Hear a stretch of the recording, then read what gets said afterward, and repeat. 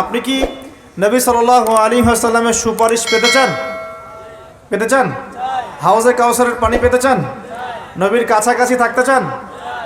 শুনুন, নবী সাল্লাল্লাহু আলাইহি ওয়াসাল্লাম বিভিন্ন হাদিসের মধ্যে বলেছেন, বিভিন্ন হাদিসে, যে ব্যক্তি দুনিয়াতে নবীর সুন্নত যত বেশি পালন করবে, নবীকে যত বেশি ভালোবাসবে, তার উপর যত বেশি দরুদ পড়বে, ইনশাআল্লাহ কিয়ামতের দিন সে নবীর তত কাছাকাছি থাকবে ইনশাআল্লাহ। আর যদি সকালবেলা 10 বার এবং সন্ধ্যাবেলা 10 বার পড়তে পারেন আল্লাহুম্মা সাল্লি আলা মুহাম্মদ ওয়া সাল্লিম, অথবা আল্লাহুম্মা সাল্লি ওয়া সাল্লিম আলা নবিয়িনা মুহাম্মদ, ইনশাআল্লাহ নবী সাল্লাল্লাহু আলাইহি ওয়াসাল্লাম আপনার জন্য সুপারিশ করবে ইনশাআল্লাহ। আল্লাহর নবী এই পুরো জাহিলিয়াত পরিবর্তন করেছেন কোরআন সুন্নাহ দিয়ে, ঠিক আছে কথা? কোরআন সুন্নাহর মধ্যে কাজগুলো কি ছিল আমি কয়েকটা বলেছিলাম। 1, কোরআন তেলাওয়াত করা শিখেছে সবাই। 2, কোরআনের অর্থ বুঝেছেন সবাই। 3, কোরআনের সমস্ত আদেশ নিষেধ তারা মেনে চলেছেন, চলেন নাই? আমাদের উচিত হবে কোরআনের সমস্ত আদেশ এবং নিষেধগুলোকে মেনে চলা। আল্লাহ পাক আমাদের সবাইকে তৌফিক এনায়েত করুন। কারণ তোমাদেরকে 3টা কাজ করতে হবে। কয়টা কাজ? তা'মুরুনা বিল মা'রুফ, তোমরা সৎ কাজের আদেশ করবে। 1, সৎ কাজের আদেশ মানে নামাজ পড়েন ভাই, নামাজ পড়লে এই হবে, রোজা রাখেন, যাকাত দেন, হজ করেন, ওমরা করেন, তাসবিহ তাহলিল করেন, জিকির আজগার করেন, কোরআন তেলাওয়াত করেন, এগুলো ভালো কাজ না? তা'মুরুনা বিল মা'রুফ, তোমরা ভালো কাজে আদেশ করবে। 2, ওয়া তানহাউনা আনিল মুনকার, তোমরা একই সাথে মন্দ কাজে নিষেধও করবে। তা'মুরুনা বিল মা'রুফ ওয়া তানহাউনা আনিল মুনকার, আল্লাহ পাক বলেন নাই তা'মুরুনা বিল মা'রুফ ফাতানহাউনা আনিল মুনকার। ওয়া মানে কি? এবং। ওয়া মানে কি? এবং। ইল্লাল্লাযীনা আমানু ওয়া আমিলুস সলিহাত, তারা নয় যারা ঈমান এনেছে এবং সৎ আমল করেছে। ওয়া তাওয়াসাউ বিল হক, এবং পরস্পরে সত্যের উপদেশ দিয়েছে। ওয়া তাওয়াসাউ বিস সাবর, এবং পরস্পরে হকের উপদেশ দেওয়ার পাশাপাশি ধৈর্যের উপদেশ দিয়েছে। এখানে ওয়া ওয়া ওয়া মানে এবং এবং এবং, মানে একই সাথে আপনাকে এগুলো 4টাই করতে হবে: ঈমান, আমল সালেহ, হকের দাওয়াত, সবর।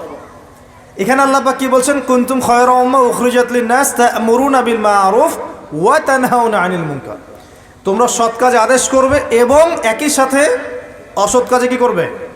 নিষেধ। অসৎ কাজ কেমন? ভাই মিথ্যা কথা বলেন না, অসৎ কাজ, নিষেধ করলাম। ভাইয়া শিরিক করেন না, নিষেধ করলাম, অসৎ কাজ। সুদ খায়েন না, অসৎ কাজ না সুদ খাওয়া? জেনা করেন না, মাদকদ্রব্য সেবন করেন না, হ্যাঁ, নারী পুরুষের অবাধ মেলামেশায় যায় না, বেপর্দায় চলেন না। অন্যায় কাজেও তো নিষেধ করতে হবে নাকি?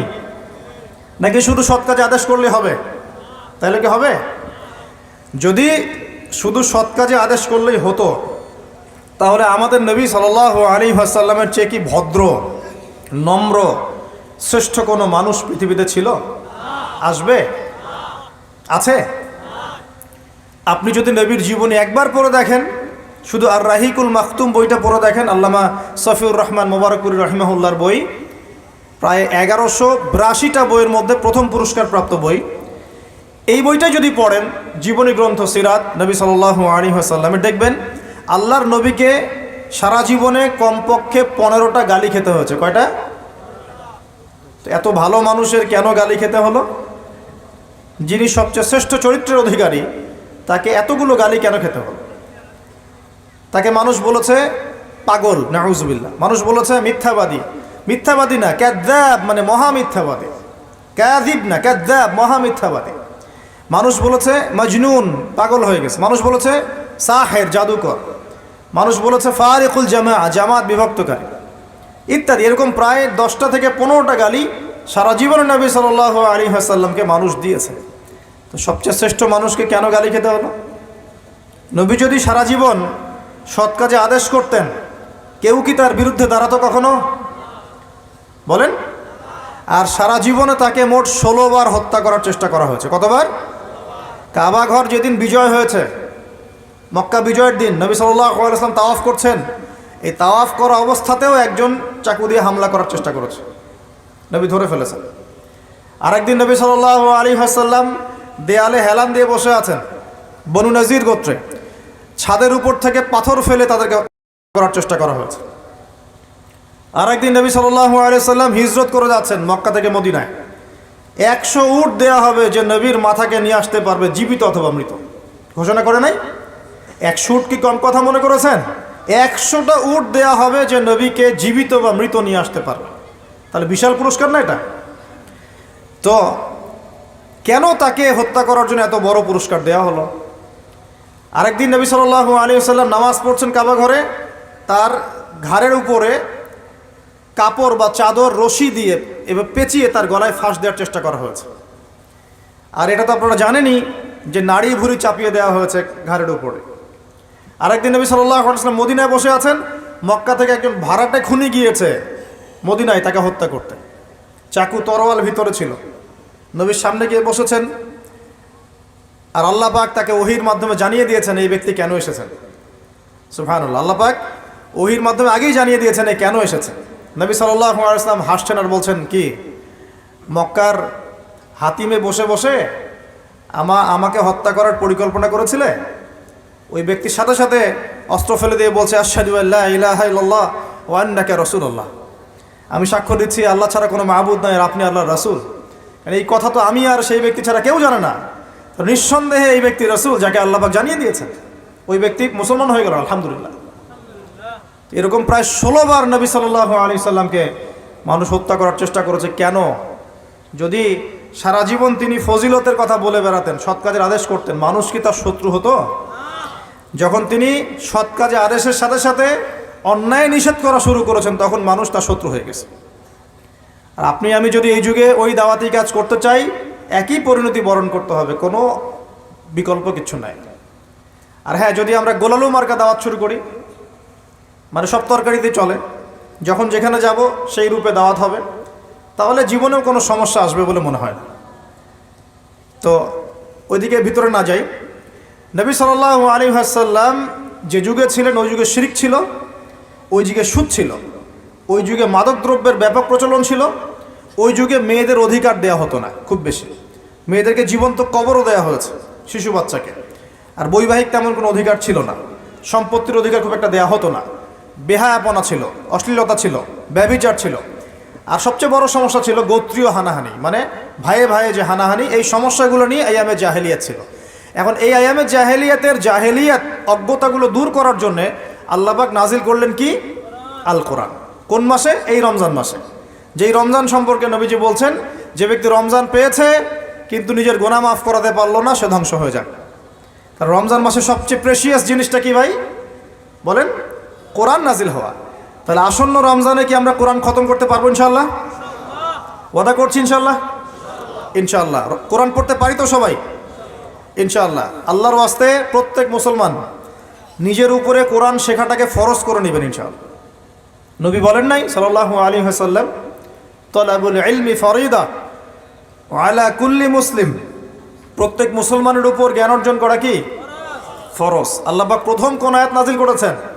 ইকরা বিসমি রাব্বিকাল্লাযী খালাক, পড়ুন আপনার রবের নামে যিনি আপনাকে সৃষ্টি করেছেন। মানে যেই জ্ঞান আপনাকে আল্লাহর দিকে নিয়ে যাবে সেই জ্ঞান অর্জন করা আপনার জন্য ফরজ। আর যেই জ্ঞান আপনাকে আল্লাহ থেকে দূরে নিয়ে যায়, শয়তানের দিকে নিয়ে যায়, সেই জ্ঞান কি অর্জন করা ফরজ? আল্লাহ রাব্বুল আলামিন আমাদের সবাইকে কোরআন পড়ার তৌফিক দান করুন, অর্থটাও বোঝার তৌফিক দান করুন, এবং আসন্ন রমজান মাসে কোরআন খতম করার তৌফিক আল্লাহ পাক দান করুন। তো এটা হলো দ্বিতীয় 2 নম্বর সিঁড়ি। যে ব্যক্তি রমজান মাস পেয়েছে, গুনাহ মাফ করাতে পারলো না, ধ্বংস হয়ে যায়। রমজান মাসে কি আমরা সারা রাত জেগে ইউটিউব দেখবো না ফেসবুক চালাবো? নাকি কোরআন পড়বো, তাহাজ্জুদ পড়বো, তারাবি পড়বো? এগুলো করবো না ইনশাল্লাহ। দেখেন আগেকার যুগের মানুষেরা যারা ছিলেন সালফে সালেহিন, তারা রমজান মাস আসার 6 মাস আগ থেকেই প্রস্তুতি গ্রহণ করতেন যে কিভাবে রমজান কাটাবো। আর আমাদের কিন্তু এই মার্চ মাসেই রমজান শুরু হবে ইনশাল্লাহ। আল্লাহ পাক আমাদের সবাইকে রমজানকে কাজে লাগানোর তৌফিক দান করুন, এবং আমাদের হায়াতকে আল্লাহ পাক দীর্ঘ করেন, যাতে করে আমরা রমজান পেয়ে যাই ইনশাআল্লাহ। আমিন। তৃতীয় সিঁড়িতে নবী সাল্লাল্লাহু আলাইহি ওয়াসাল্লাম দাঁড়িয়েছেন এবং বলছেন আমিন। এখন সাহাবীরা বলছেন, কেন ইয়া রাসূলুল্লাহ? বলেন সাল্লাল্লাহু আলাইহি ওয়াসাল্লাম। নবীজি বলছেন, যখন আমি তৃতীয় সিঁড়িতে ছিলাম তখন জিবরাইল আলাইহিস সালাম এসে আমাকে বলেছেন, সেই ব্যক্তি ধ্বংস হোক। কোন ব্যক্তি ধ্বংস হোক? যে বা যার সামনে নবী সাল্লাল্লাহু আলাইহি ওয়াসাল্লামের নাম উচ্চারিত হয়েছে, সে নবীর নাম শুনেও দরুদ পাঠ করে নাই, সে ধ্বংস হয়ে যাক। এটা কি বদদোয়া না? তাহলে আমরা নবীর নাম শুনে কি দরুদ পড়বো কি পড়বো না? নবীর নাম যখনই শুনবো এতটুকু বলবো, কমপক্ষে বলবো কি সাল্লাল্লাহু আলাইহি ওয়াসাল্লাম। আপনি কি নবী সাল্লাল্লাহু আলাইহি ওয়াসাল্লামের সুপারিশ পেতে চান? পেতে চান? হাউজে কাউসারের পানি পেতে চান? নবীর কাছাকাছি থাকতে চান? শুনুন, নবী সাল্লাল্লাহু আলাইহি ওয়াসাল্লাম বিভিন্ন হাদিসের মধ্যে বলেছেন, বিভিন্ন হাদিসে, যে ব্যক্তি দুনিয়াতে নবীর সুন্নত যত বেশি পালন করবে, নবীকে যত বেশি ভালোবাসবে, তার উপর যত বেশি দরুদ পড়বে, ইনশাআল্লাহ কিয়ামতের দিন সে নবীর তত কাছাকাছি থাকবে ইনশাআল্লাহ। আর যদি সকালবেলা 10 বার এবং সন্ধ্যাবেলা 10 বার পড়তে পারেন, আল্লাহুম্মা সাল্লি আলা মুহাম্মদ ওয়া সাল্লিম, অথবা আল্লাহুম্মা সাল্লি ওয়া সাল্লিম আলা নবিয়িনা মুহাম্মদ, ইনশাআল্লাহ নবী সাল্লাল্লাহু আলাইহি ওয়াসাল্লাম আপনার জন্য সুপারিশ করবে ইনশাআল্লাহ। সকালে 10 বার, সন্ধ্যায় 10 বার দরুদ পড়া খুব কঠিন? সকালে 10 বার, সন্ধ্যায় 10 বার দরুদ পড়তে সময় লাগবে সর্বোচ্চ 5-10 মিনিট, নাকি? অনেকে বলে না যে ভাই 1 মিনিট দাঁড়ান, 1 মিনিট সময় নষ্ট হলে কি এমন হয়, এটা মানুষ বলে না? 2 মিনিট সময় নষ্ট হলে কি এমন হয় মানুষ বলে, স্পেশালি বাঙালি জাতি এটা বেশি বলে। 2 মিনিটে আপনি একটা কোরআন খতমের নেকি পাবেন ইনশাআল্লাহ, বিশ্বাস করলেন না? 2 মিনিট লাগবে খালি বলতে, কুল হুয়াল্লাহু আহাদ আল্লাহুস সামাদ লাম ইয়ালিদ ওয়া লাম ইউলাদ ওয়া লাম ইয়াকুল লাহু কুফুয়ান আহাদ। 3 বার বলতে কয় মিনিট লাগবে? বড়জোর 2 মিনিট। 2 মিনিটে 3 বার পড়া সম্ভব সূরা ইখলাস। একবার পড়বেন, কোরআনের 1/3 নেকি পেয়ে যাবেন ইনশাআল্লাহ। তাহলে 2 মিনিটে কোরআন খতম দেওয়া যায়? যায় কি যায় না? যায়, ফজিলত পাওয়া যায়। 2 মিনিটে আপনি বলতে পারেন আল্লাহুম্মা সাল্লি আলা মুহাম্মদ ওয়া সাল্লিম। আমরা বলি না যে 10 মিনিট সময় দে, 10 মিনিট সময় বস, গল্প করি। হ্যাঁ, 10 মিনিট ফোনে নষ্ট করেন, 10 মিনিট আড্ডা পিটান, বন্ধুদের সাথে আসরের মধ্যে বসে পড়েন। 10 মিনিটে আপনি কোরআনের বিশুদ্ধ সূরাগুলো পড়তে পারবেন। 10 মিনিটে কমসে কম 100 বার পড়তে পারবেন সুবহানাল্লাহ সুবহানাল্লাহ সুবহানাল্লাহ। 10 মিনিটে আপনি 100 বার পড়তে পারবেন আলহামদুলিল্লাহ। 10 মিনিটে আপনি 100 বার পড়তে পারবেন আল্লাহু আকবার। 10 মিনিটে আপনি 100 বার পড়তে পারবেন লা ইলাহা ইল্লাল্লাহ। পারা যাবে না এগুলো? 10 মিনিটে আপনি 10 বার 20 বার দরুদ পড়তে পারবেন না? 10 মিনিটে 3 বার সূরা ইখলাস পড়তে পারবেন? 10 বার সূরা ইখলাস পড়তে পারবেন। আর 10 বার সূরা ইখলাস পড়লে জান্নাতে একটা ঘর নির্মাণ করা হয়। 10 বার সূরা ইখলাস পড়লে জান্নাতে ঘর পাওয়া যায় ইনশাআল্লাহ। তো সময়ের মূল্যায়ন করতে হবে কি হবে না? আশপাশে কি সিগারেট খাচ্ছেন নাকি কেউ? আমার নাকে সিগারেটের গন্ধ আসছে, একটু দেখবেন ভলান্টিয়ার কেউ আছেন না, পরিবেশটা নষ্ট করে না যেন। আস্তাগফিরুল্লাহ। আল্লাহ আমাদের সবাইকে যাবতীয় মাদক দ্রব্য থেকে হেফাজত করুন। সিগারেট মাদক দ্রব্য কি না? সিগারেট কি হালাল না মাকরুহ? জর্দা দিয়ে পান খাওয়া কি মাকরুহ না হালাল না হারাম? শোনেন, মাদকের একটা সূত্র আছে, যে মাদকের বেশি অংশ খেলে নেশা হয় তার সামান্য পরিমাণ নেওয়াটাও হারাম। আমার কথা কি বোঝা যায়? মনে করেন যে 1 কাপ মাদক খেলে আপনার নেশা হয়, মনে করে, কথার কথা না, আউযুবিল্লাহ, আল্লাহ হেফাজত করুন। তাহলে ওই 1 কাপের 1 ফোঁটা খাওয়া আপনার জন্য কি হারাম? এটা মনে থাকবে? আল্লাহর ওয়াস্তে যারা নামাজি ব্যক্তি ভুল করেও মাদকের সামনে যাবেন না। এখানে যেহেতু প্রসঙ্গ উঠে গেল, একটা হাদিস বলে দিয়ে সামনে যাচ্ছে। আল্লাহর নবী সাল্লাল্লাহু আলাইহি সাল্লাম বলেছেন, কেউ যদি মাদকদ্রব্য সেবন করে তার 40 দিনের নামাজ কবুল হবে না। শুনলেন কি? আল্লাহর নবী বলেছেন সাল্লাল্লাহু আলাইহি ওয়াসাল্লাম, কেউ যদি মাদকদ্রব্য সেবন করে তার 40 দিনের নামাজ কবুল হবে না। সে যদি তওবা করে আল্লাহ পাক তাকে মাফ করে দিবেন ইনশাআল্লাহ। যদি আবার মাদক খায় আরও 40 দিন নামাজ কবুল হবে না। যদি আবারও তওবা করে আল্লাহ পাক তাকে মাফ করবেন ইনশাআল্লাহ। যদি আবারও মাদক খায় আবার 40 দিন নামাজ কবুল হবে না। যদি আবারও তওবা করে আল্লাহ পাক মাফ করে দিবেন ইনশাআল্লাহ। এরপরেও যদি সে মাদকদ্রব্য খায়, খেতেই থাকে, আল্লাহ রাব্বুল আলামিন কিয়ামতের মাঠে তাকে তিনাতুল খাবাল পান করাবেন। কি পান করাবেন? প্রথম শুনলেন শব্দটা তিনাতুল খাবাল। সাহাবীরা বলছেন, তিনাতুল খাবাল কি ইয়া রাসূলুল্লাহ? নবীজি বলছেন সাল্লাল্লাহু আলাইহি ওয়াসাল্লাম, জাহান্নামীদের রক্ত এবং মাংসের যে রস, পুজ, এই পুজটাকে বলা হয় তিনাতুল খাবাল। আল্লাহ পাক সেটা খাওয়াবে মাদকদ্রব্য সেবনকারীদেরকে। আমরা কি খেতে যাব? আল্লাহর ওয়াস্তে মাদকদ্রব্যের সাথে সংশ্লিষ্ট হবেন না। সিগারেট ধরবেন না, তাহলে বড় বড় মাদক আপনি নিতে পারবেন না ইনশাআল্লাহ। যারা সিগারেট খাওয়া শুরু করে আস্তে আস্তে গাঁজা, ইয়াবা, ফেন্সিডিল সবই খেতে শুরু করে। যুব সমাজ কি ওয়াদা করতে পারবেন জীবনে কোনোদিন মাদকদ্রব্য সেবন করবেন না? ওয়াদা করা যাবে ইনশাআল্লাহ? আল্লাহ পাক কবুল করে নিন, আমিন। আজকে দুইটা ওয়াদা করেছেন। এক, রমজান মাসে কোরআন খতম করবেন, ঠিক আছে, এবং কোরআন তেলাওয়াত করা সবাই শিখবেন ইনশাল্লাহ, ঠিক আছে। এক। দুই নাম্বার, মাদক দ্রব্যের সাথে জীবনেও সম্পর্ক রাখবেন না। আরেকটা ওয়াদা করে নেন, আজকের ওয়াজ শোনার পর থেকে 5 ওয়াক্ত নামাজ কোনোদিন ছাড়বেন না। ছাড়বেন? আল্লাহ পাক কবুল করুন, আমিন। এই 3টা ধাপ থেকে কি শিখলেন? 1 নম্বর শিখলেন পিতা মাতার সম্মান করতে হবে। করতে হবে কি না? আমরাও কি পিতা মাতা হব না? হই নাই? আমরা কি চাই যে আমাদের সন্তান আমাদেরকে সম্মান না করুক? আমরা কি চাই? চাই না। অতএব আমরা যদি চাই যে আমাদের সন্তান ভালো হোক, আমাদের উচিত আমরা যেন পিতা মাতার সাথে ভালো বিহেভ করি। আমরা যদি চাই যে আমাদের মৃত্যুর পর আমাদের সন্তানরা আমাদের জানাজার নামাজ পড়াক, তাহলে আমাদেরকেও আমাদের পিতা মাতার অনুগত থাকতে হবে। আল্লাহ পাক তৌফিক ইনায়াত করুন, আমিন। 2 নাম্বার বলেছি, রমজান মাস পেলেই গুনাহ মাফ করানোর চেষ্টা করতে হবে। অতএব রমজান মাসে আজে বাজে কোনো কাজের দিকে মনোযোগী হবেন না। প্রস্তুতি নেন, সামনে রমজান আসছে ইনশাআল্লাহ। নিজের কাজগুলোকে গুটিয়ে নেন, পড়াশোনা গুটিয়ে নেন, বাজারঘাট গুটিয়ে নেন। রমজান মাসে যেন এত ব্যস্ততা না থাকে, ফ্রি থাকেন, রিল্যাক্স, খালি ইবাদত বেশি বেশি করবেন ইনশাআল্লাহ। আর 3 নাম্বার, নবী সাল্লাল্লাহু আলাইহি ওয়াসাল্লামের নাম যখনই শুনবেন কি বলবেন? সাল্লাল্লাহু আলাইহি ওয়াসাল্লাম পড়বেন, এবং সকালে সন্ধ্যায় কমপক্ষে 10 বার করে নবীর উপর দরুদ পড়বো ইনশাআল্লাহ। এখানে আরেকটা বিষয় চলে আসে, এইটা একটু মনোযোগ দিয়ে বোঝেন। আল্লাহর নবী বলছেন যে কেউ যদি নবীর নাম শুনে দরুদ না পড়ে তাহলেই তার জন্য ধ্বংস। কেউ যদি নবীর নাম শুনেছে দরুদ পড়ে নাই তাহলে সে ধ্বংস হোক, এটা বদদোয়া। তাহলে সারা জীবনে যদি আমরা নবীর সুন্নত মেনে না চলি আমাদের জন্য কি হতে পারে বলেন?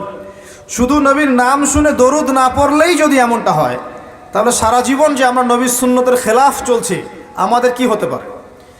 দুনিয়ার জীবনে নবীর সুন্নতের খেলাফ চললে কি কেউ নবীর সুপারিশ পাবে পরকালে? হাউজে কাউসারের পানি পাবে? কবরের উত্তর দিতে পারবে প্রশ্নের? তাহলে আমরা দাড়ি কেন রাখছি না? দাড়ি কি নবীর সুন্নত কি সুন্নত না? তাহলে নামাজ পড়ছি মাশাআল্লাহ, দাড়ি কেন রাখছি না? কি সমস্যা? কেন সকাল সকাল উঠে আমরা এই শেভিং ক্রিম দিয়ে আমাদের নবীর সুন্নতকে জবাই করি? কেন? কি স্বার্থ, কি লাভ? হ্যান্ডসাম লাগে দেখতে? আপনাদের কি মনে হয় দাড়ি চেঁচে ফেললে, কেটে ফেললে হ্যান্ডসাম লাগে দেখতে, সুদর্শন লাগে? গাল ভর্তি দাড়ি থাকলে একজন পুরুষকে সিংহের মতো লাগে মাশাআল্লাহ। আমাদের তো দাড়ি নাই, আমাদের যেগুলো দেখছেন এগুলো তো দাড়িই না। যাদের সুন্দর গাল ভর্তি দাড়ি আছে এই মানুষগুলো যখন শেভ করে আমার খুব আফসোস হয়। আহা বেচারাকে, কত সুন্দর দাড়ি আল্লাহ পাক দিয়েছেন, প্রত্যেক দিন শেভ করা শুরু করেছে। অথচ আপনি দাড়ি ছেড়ে দিলে আপনার চেহারার ব্যক্তিত্বটা বাড়বে, সুন্দর লাগবে, স্মার্ট লাগবে, হ্যান্ডসাম লাগবে, সিংহের মতো লাগবে। মুসলিমরা কি ভীরু কাপুরুষ জাতি? আলী রাদিয়াল্লাহু আনহুর চেহারা দেখলে মানুষ, যখন যুদ্ধের মাঠে তার চেহারা দেখলে মানুষ ভয় পেয়ে যেত। যুদ্ধের মাঠে তার চেহারা দেখলে মানুষ ভয় পেয়ে যেত। দাড়ি, ফুল দাড়ি, ছেড়ে দেয়া দাড়ি, এবং তিনি যখন গর্জন করতেন যুদ্ধের মাঠে, যে প্রতিপক্ষ যখন থাকতো আহ্বান করতেন, কে আছে সামনে আসো, সাহস থাকলে আমার সামনে। এই গর্জন শুনেই মানুষ ভয়ে তার সামনে আসতো না। খালিদ বিন ওয়ালিদ রাদিয়াল্লাহু আনহু যুদ্ধের মাঠে তার গর্জন শুনেই মানুষ সামনে আসতো না। কাকা রাদিয়াল্লাহু আনহু তিনি একাই 10 জন 20 জনের সাথে লড়াই করতে পারতেন। বলা হতো যে সেনাবাহিনীর মধ্যে কাকা রাদিয়াল্লাহু আনহু আছে ওই সেনাবাহিনী কখনো পরাজিত হয় না, বলা হতো। এটা প্রবাদ ছিল।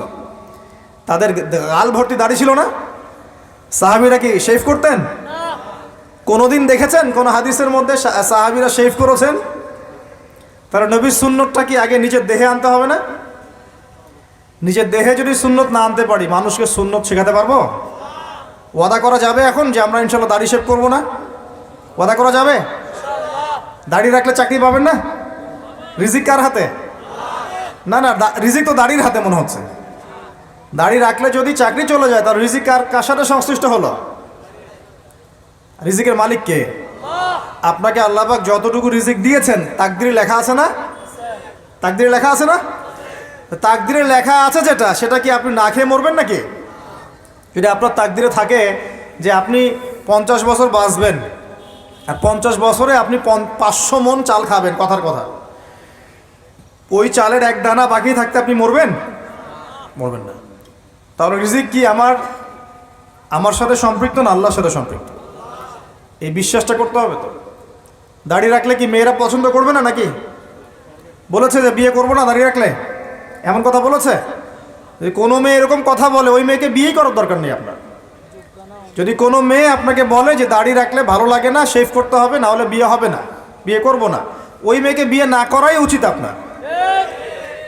ওর তো মানে আপনাকে বিয়ে করার যোগ্যতাই হয়নি, ওর তো যোগ্যতাই হয়নি আপনাকে বিয়ে করার। সে তো দাড়ি নিয়ে প্রশ্ন তুলছে।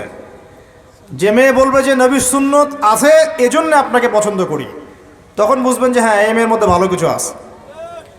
যেই মেয়ে দেখবে যে আপনি নামাজি কিনা, যেই মেয়ে দেখবে আপনি নামাজি কিনা, দাড়ি আছে কিনা, ইমানদার কিনা, দিনের জন্য কিছু করেন কিনা, হালাল, আর যেই মেয়ে আপনাকে দেখবে আপনার কত বড় সম্পত্তি, কতটা বড় জমি, কত বড় চাকরি, সুদ খান কিনা ওর কোনো আসা যায় না, টাকা হইলেই হইল, এগুলোকে ঘরে ঢুকালে অশান্তি আর অশান্তি। কি চাচ্ছেন, শান্তি না অশান্তি? নবী সাল্লাল্লাহু আলাইহি ওয়াসাল্লাম বলেছেন দিনদারিতা দেখে মেয়েদেরকে বিয়ে করো। কি দেখে? একই বিষয় ছেলেদের জন্য মেয়েদের জন্য সেম। ছেলে দেখতে হবে দিনদার কিনা, মেয়ে দেখতে হবে দিনদার কিনা, পর্দা করে কিনা, দিনদারিতা আছে কিনা। দুনিয়ার এই ছোটোখাটো বিষয় যদি দেখেন, তুচ্ছ বিষয়গুলো, একদিন না একদিন আপনি পস্তাবেন কিন্তু। আর যদি আপনি দিনদারিতা দেখেন ইনশাল্লাহ আপনি কোনোদিন পস্তাবেন না ইনশাল্লাহ। আল্লাহ পাক তৌফিক দান করেন। এটা একটা বড় সিদ্ধান্ত জীবনের। এই সিদ্ধান্তে যদি ভুল করে ফেলেন সারা জীবন পস্তাতে হবে।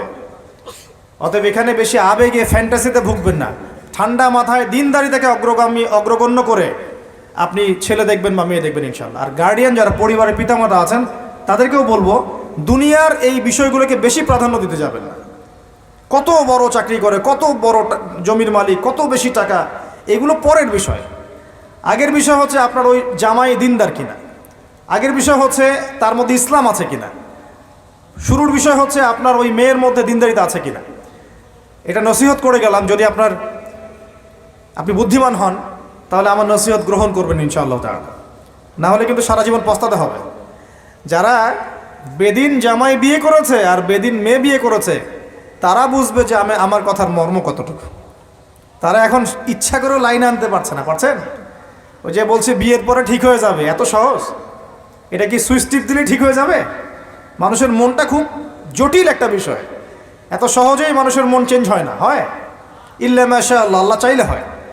কিন্তু যদি মনে করেন যে পর্দা করে না, বিয়ে করি তারপর পর্দা করবে, করাই নিব, বানাই নিব, নিজের মতো গড়ে নিব, এত সহজ নয়। পরে দেখবেন সেই মেয়ে আপনার দাড়ি শেভ করা ফেলছে, করতে পারে না, আপনাকে পেরেশানিতে ফেলবে। সবার এত টাকা, তোমার টাকা নাই। এই যুগে একটু সুদ খেলে কি হয়, সমিতিতে নাম লেখালে কি হয়, সুদের লোন নিলে কি হয়, সবার একতলা বাড়ি, আমার কেন, সবার 4-5 তলা বাড়ি, আমার কেন একতলা থাকবে, নাও লোন নাও বাড়ি করি। আপনার স্ত্রী আপনাকে এদিকে ইনফ্লুয়েন্স করবে, করবে না? করবে। এইভাবে তো বহু পরিবারের কর্তা দিন দিন হার্ট করে মারা যাচ্ছে। টেনশন, পারিবারিক অশান্তি। অতএব দিনদারিতাকে প্রাধান্য দেন ইনশাআল্লাহ। দিনদারিতার সৌন্দর্য কখনো শেষ হয়ে যাবে ইনশাআল্লাহ। আল্লাহ পাক তৌফিক এনায়েত করুন। আমিন। প্রিয় ভাইরা, আলোচনা একটা বড় অংশে এবার আসছি, এদিকে খেয়াল করেন, একটু মনোযোগ দিতে হবে। এখন থেকে আমরা একটু গুরুত্বপূর্ণ জায়গায় যাব। নবী সাল্লাল্লাহু আলাইহি ওয়াসাল্লামের সুন্নতের উপর আমল না করলে আমরা কি জান্নাত পাবো কি না? আর নবীর সুন্নত কি শুধুমাত্র ইবাদত বন্দেগীর ক্ষেত্রে করলেই হবে, না জীবনের সব ক্ষেত্রে করতে হবে? আমার সাথে কথা বলেন। নবীর সুন্নত কি শুধু ইবাদত বন্দেগীতেই করব নাকি জীবনের সব ক্ষেত্রে করব? আল্লাহর নবী সাল্লাল্লাহু আলাইহি ওয়াসাল্লাম মাত্র 23 বছরে আইয়ামে জাহিলিয়াতকে সরিয়ে দিয়েছেন কি দেন নাই? আইয়ামে জাহিলিয়াতের শিরিক, ওখানকার আপনার সুদ, ওখানকার আপনার জেনা, ওখানকার মাদক, ওখানকার গোত্রীয় হানাহানি 23 বছরের মধ্যে পরিবর্তন হয়েছে কি না? যখন মক্কা বিজয় হয়েছে তখন কি ওই মক্কার মধ্যে কোনো শিরিক ছিল, কোনো মূর্তি পূজা ছিল, কোনো সুদ ছিল, কোনো মেয়ের সাথে খারাপ আচরণ করা হয়েছে, কোনো ধর্ষণ হয়েছে, কোনো ব্যভিচার, গোত্রীয় হানাহানি, না সবাই ভাই ভাই হয়ে গেছে? 23 বছরের মধ্যে আল্লাহর নবী কি এমন করলেন যাতে একটা অন্ধকারাচ্ছন্ন সমাজ আলোকিত হলো? কি এমন করলেন, কে বলতে পারবেন? 23 বছরের মধ্যে আল্লাহর নবী কি এমন করলেন? তিনি কি কোনো জাদু করেছেন? তিনি কি মানুষকে বশ করেছেন? তিনি কি আল্লাহর ফেরেশতাদেরকে দিয়ে জোর করে মানুষকে দিনের দিকে নিয়ে আসছেন? তিনি কি মানুষের গলায় ছুরি ধরে ইসলাম কবুল করিয়েছেন? এই কোনো কাজই আমাদের নবী মুহাম্মদ সাল্লাল্লাহু আলাইহি ওয়াসাল্লাম করেন নাই। করেছেন? বরং তিনি মানুষের কলব, মানুষের হৃদয়টাকে পরিবর্তন করে দিয়েছেন। বলেন সুবহানাল্লাহ। মানুষের হৃদয়ের মধ্যে আগে কুফর ছিল, আল্লাহর নবী সেখানে ঈমান ঢুকিয়ে দিয়েছেন। মানুষের হৃদয়ের মধ্যে আগে শিরক ছিল, আল্লাহর নবী সেখানে তাওহীদ ঢুকিয়ে দিয়েছেন। মানুষের হৃদয়ের মধ্যে আগে হারাম ছিল, নবী সাল্লাল্লাহু আলাইহি ওয়াসাল্লাম হালাল ঢুকিয়ে দিয়েছেন। মানুষ আগে বস্তুবাদী ছিল, দুনিয়া কেন্দ্রিক ছিল, আল্লাহর নবী মানুষকে পরকালমুখী করেছেন। মানুষ আগে আল্লাহকে চিনত না, আল্লাহর নবী মানুষকে আল্লাহকে চিনিয়েছেন। মানুষের কবর, হাসর, জান্নাত, জাহান্নাম নিয়ে এত চিন্তা ছিল না, আল্লাহর নবী তাদেরকে পরকালীন জীবন সম্পর্কে সচেতন করেছেন। করেন নাই? কিভাবে করেছেন? উত্তর, নবী সাল্লাল্লাহু আলাইহি ওয়াসাল্লাম দুইটা উৎস দিয়ে করেছেন। কয়টা উৎস ভাই? এক নাম্বার আল্লাহর কিতাব মানে আল কোরআন, দুই নাম্বার নবীর সুন্নত মানে কি? হাদিস। আমার সাথে কথা বলেন। এক নাম্বার কি? আল্লাহর কিতাব মানে কি? আল কোরআন। দুই নাম্বার নবীর সুন্নত মানে হাদিস। এই কোরআন এবং হাদিসকে কেন্দ্র করে মাত্র 23 বছরে নবী সাল্লাল্লাহু আলাইহি ওয়াসাল্লাম পুরো জাহিলিয়াতের চিত্রই পাল্টে দিয়েছেন। পাল্টে দিয়েছেন কি না? আচ্ছা, কিভাবে? উত্তর, নবীজি এবং সাহাবীরা সর্বপ্রথম তারা সবাই কোরআন তেলাওয়াত করা জানতেন। এক নাম্বার, ঠিক আছে? তার মানে সমাজ পরিবর্তন করতে হলে আমাদের সবাইকে কোরআন তেলাওয়াত করা শিখতে হবে। দুই, নবী এবং সাহাবীগণ সাল্লাল্লাহু আলাইহি ওয়াসাল্লাম কোরআন শুধু তেলাওয়াতই করতেন না, কোরআনের অনেক অংশ, প্রায় পুরো অংশই তাদের মুখস্থ ছিল না? তাহলে আমাদের কোরআন মুখস্থ করা লাগবে কি না? পুরো অংশ না পারি, অল্প একটু করা লাগবে কি না? অথবা এতটুকু না পারি, এক পারা পারবো কি না? এক পারাও না পারি, নামাজের জন্য উপযুক্ত সূরাগুলো মুখস্থ করতে পারবো কি না? পারবো না? সারা জীবনে কম পড়াশোনা করেছি? প্রচুর পড়াশোনা করেছেন, তাহলে কোরআনের ক্ষেত্রে কেন পিছিয়ে থাকবো? থাকা যাবে? যাবে না। ওই যে বারবার একটা কথা বলি, 15-20 বছর পড়াশোনা করে 15টা সূরা শিখছেন না। 15 বছর পড়াশোনা করে আপনি 15টা হাদিস শিখছেন না। শিখেছেন? 15 বছর পড়েছেন, 10 জন জান্নাতের সার্টিফিকেট প্রাপ্ত সাহাবীর নাম বলতে পারছেন না। নবীজির 10 জন স্ত্রীর নাম বলতে পারছেন না, তার জীবনী বলতে পারছেন না, ঈমান ভঙ্গের কারণগুলো বলতে পারছেন না, কোনো কোনো ক্ষেত্রে ওযুর মাসআলাগুলোও বলতে পারছেন না, কোনটা ফরজ কোনটা সুন্নাত। এমন আছে না? এবং এদের সংখ্যা কি কম না বেশি? এদের সংখ্যা কোটি কোটি, এমন কোটি কোটি মানুষ আছে বাংলাদেশের মাটিতে। আমরা সবাই মাশাআল্লাহ দুনিয়াবি ক্ষেত্রে শিক্ষিত হয়েছি ঠিকই, কিন্তু দিনের বেসিক জিনিসগুলো শিখি নাই। আপনি দেখবেন, আমি দেখাবো। কে আছেন বলেন জান্নাতি 10 জন সাহাবীর নাম বলতে পারবেন? একজন ব্যক্তি দাঁড়ায় যান দেখি। যদি বলতে পারেন, আমার পক্ষ থেকে নগদ 1000 টাকা পুরস্কার। জান্নাতি 10 জন সাহাবী, এই দুনিয়াতেই তারা জান্নাতের সার্টিফিকেট পেয়েছেন। আল্লাহ নবী বলেছেন তুমি জান্নাতি, তুমি জান্নাতি, তুমি জান্নাতি। 10 জন বলতে পারবেন কেউ? কিন্তু বিশ্বাস করেন, আমি যদি এখন ধরি, কোনো পুরস্কার দিব না, 1 টাকাও হাদিয়া নাই। আমাকে বলেন বাংলাদেশ ক্রিকেট টিমের 10টা প্লেয়ারের নাম বলেন, সবাই বলতে পারবে। পারবে না? 10 জন ইন্ডিয়ান নায়কের নাম বলতে বলেন, পারবে। 10 জন ইন্ডিয়ান নায়িকার নাম বলতে পারেন, পারবে। 10 জন আর্জেন্টিনার প্লেয়ারের নাম বলতে পারেন, পারবে।